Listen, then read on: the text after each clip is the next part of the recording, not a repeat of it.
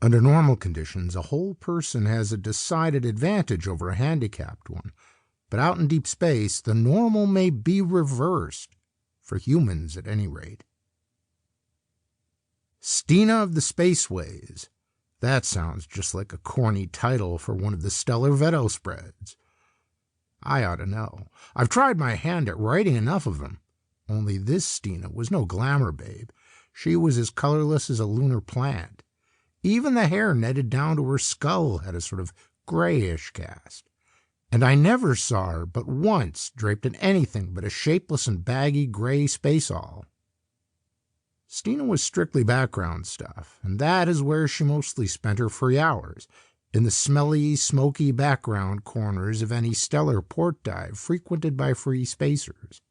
If you really looked for her, you could spot her, just sitting there, listening to the talk, listening and remembering. She didn't open her own mouth often, but when she did, spacers had learned to listen. And the lucky few who heard her rare spoken words, these will never forget Stina.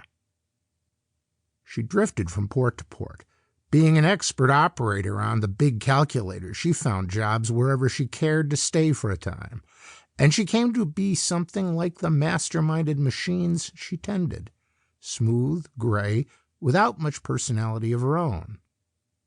But it was Stina who told Bub Nelson about the Jovan moon rights, and her warning saved Bub's life 6 months later. It was Stina who identified the piece of stone Keene Clark was passing around a table one night, rightly calling it unworked slightite. That started a rush which made 10 fortunes overnight for men who were down to their last jets. And last of all, she cracked the case of the Empress of Mars. All the boys who had profited by her queer store of knowledge and her photographic memory tried at one time or another to balance the scales, but she wouldn't take so much as a cup of canal water at their expense, let alone the credits they tried to push on her. Bub Nelson was the only one who got around her refusal. It was he who brought her Bat. About a year after the Jovan affair, he walked into the free fall one night and dumped Bat down on her table. Bat looked at Stina and growled. She looked calmly back at him and nodded once. From then on they traveled together, the thin gray woman and the big gray tomcat. Bat learned to know the inside of more stellar bars than even most spacers visit in their lifetimes. He developed a liking for vernal juice, drank it neat and quick right out of a glass. And he was always at home at any table where Stina elected to drop him. This is really the story of Stina, Bat, Cliff Moran, and the Empress of Mars. A story which is already a legend of the spaceways. And it's a damn good story, too. I ought to know, having framed the first version of it myself. I was there, right in the Rigel Royal, when it all began on the night that Cliff Moran blew in, looking lower than an Ant-Man's belly and twice as nasty. He'd had a spell of luck foul enough to twist a man into a slug snake, and we all knew that there was an attachment out for his ship. Cliff had fought his way up from the back courts of Venaport. Lose his ship and he'd slip back there to rot. He was at the snarling stage that night when he picked out a table for himself and set out to drink away his troubles. However, just as the first bottle arrived, so did a visitor. Stina came out of her corner, Bat curled around her shoulders stolewise, his favorite mode of travel. She crossed over and dropped down without invitation at Cliff's side. That shook him out of his sulks, because Stina never chose company when she could be alone. If one of the manstones on Ganymede had come stumping in, it wouldn't have made more of us look out of the corners of our eyes. She stretched out one long-fingered hand and set aside the bottle he had ordered and said only one thing. It's about time for the Empress of Mars to appear again. Cliff scowled and bit his lip. He was tough. Tough as jet lining. You have to be granite inside and out to struggle up from Venaport to a ship command. But we could guess what was running through his mind at that moment. The Empress of Mars was just about the biggest prize a spacer could aim for, but in the 50 years she had been following her queer derelict orbit through space, many men had tried to bring her in, and none had succeeded. A pleasure ship carrying untold wealth. She had been mysteriously abandoned in space by passengers and crew, none of whom had ever been seen or heard of again. At intervals thereafter, she had been sighted, even boarded. Those who ventured into her either vanished or returned swiftly without any believable explanation of what they had seen, wanting only to get away from her as quickly as possible. But the man who could bring her in, or even strip her clean in space, that man would win the jackpot. "All right," Cliff slammed his fist down on the table. "I'll try even that." Stina looked at him, much as she must have looked at Bat the day Bub Nelson brought him to her, and nodded. That was all I saw. The rest of the story came to me in pieces months later and in another port, half the system away. Cliff took off that night. He was afraid to risk waiting, with a readout that could pull his ship out from under him. And it wasn't until he was in space that he discovered his passengers, Stina and Bat. We'll never know what happened then. I'm betting that Stina made no explanation at all. She wouldn't. It was the first time she had decided to cash in on her own tip, and she was there. That was all. Maybe that point weighed with Cliff. Maybe he just didn't care. Anyway, the three were together when they sighted the Empress riding, her deadlights gleaming, a ghost ship in night space.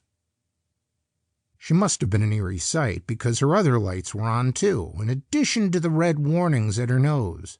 She seemed alive, a Flying Dutchman of space. Cliff worked his ship skillfully alongside and had no trouble in snapping magnetic lines to her lock. Some minutes later, the three of them passed into her. There was still air in her cabins and corridors, air that bore a faint corrupt taint which sent Bat to sniffing greedily, and could be picked up even by the less sensitive human nostrils. Cliff headed straight for the control cabin, but Stina and Bat went prowling. Closed doors were a challenge to both of them, and Stina opened each as she passed, taking a quick look at what lay within. The fifth door opened on a room which no woman could leave without further investigation. I don't know who had been housed there when the Empress left port on her last lengthy cruise. Anyone really curious can check back on the old photo reg cards. But there was a lavish display of silks trailing out of the two travel kits on the floor, a dressing table crowded with crystal and jeweled containers, along with other lures for the female, which drew Stina in. She was standing in front of the dressing table when she glanced into the mirror, glanced into it, and froze. Over her right shoulder, she could see the spider silk cover on the bed. Right in the middle of that sheer gossamer expanse was a sparkling heap of gems, the dumped contents of some jewel case. Bat had jumped to the foot of the bed and flattened out as cats will, watching those gems, watching them and something else. Stina put out her hand blindly and caught up the nearest bottle. As she unstoppered it, she watched the mirrored bed. A gemmed bracelet rose from the pile, rose in the air and tinkled its siren song. It was as if an idle hand played. Bat spat almost noiselessly, but he did not retreat.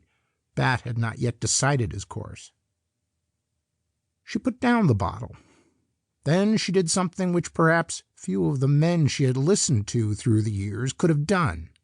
She moved, without hurry or sign of disturbance, on a tour about the room, and although she approached the bed, she did not touch the jewels. She could not force herself to that. It took her 5 minutes to play out her innocence and unconcern. Then it was Bat who decided the issue. He leapt from the bed and escorted something to the door, remaining a careful distance behind. Then he mewed loudly twice. Stina followed him and opened the door wider. Bat went straight on down the corridor, as intent as a hound on the warmest of scents. Stina strolled behind him, holding her pace to the unhurried gait of an explorer. What sped before them both was invisible to her, but Bat was never baffled by it. They must have gone into the control cabin almost on the heels of the unseen, if the unseen had heels, which there was good reason to doubt, for Bat crouched just within the doorway and refused to move on. Stina looked down the length of the instrument panels and officer station seats to where Cliff Moran worked. On the heavy carpet, her boots made no sound, and he did not glance up but sat humming through set teeth as he tested the tardy and reluctant responses to buttons which had not been pushed in years. To human eyes, they were alone in the cabin, but Bat still followed a moving something with his gaze, and it was something which he had at last made up his mind to distrust and dislike. For now he took a step or two forward and spat, his loathing made plain by every raised hair along his spine. And in that same moment Stina saw a flicker of vague outline against Cliff's hunched shoulders, as if the invisible one had crossed the space between them. But why had it been revealed against Cliff and not against the back of one of the seats or against the panels, the walls of the corridor, or the cover of the bed where it had reclined and played with its lute?